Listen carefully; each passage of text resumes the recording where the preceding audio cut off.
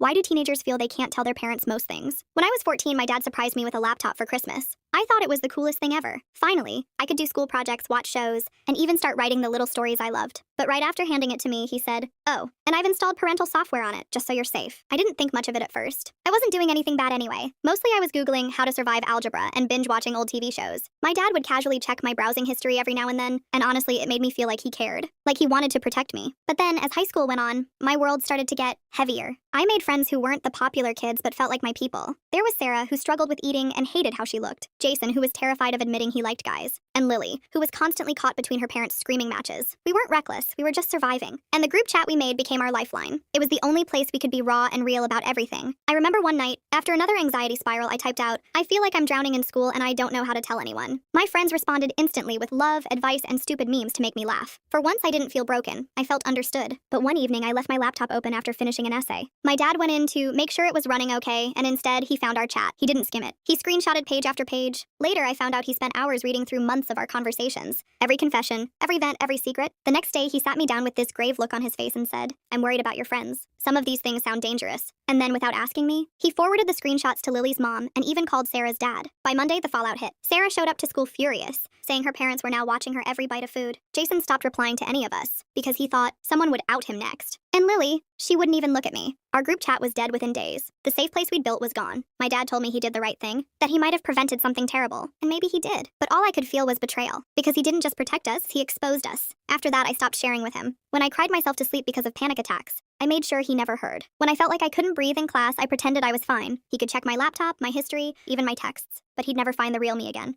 And that's the thing about teenagers. It's not that we don't want to tell our parents. It's that the moment we feel like we can't trust them with our truth, we learn to keep everything locked away, even the parts that matter most.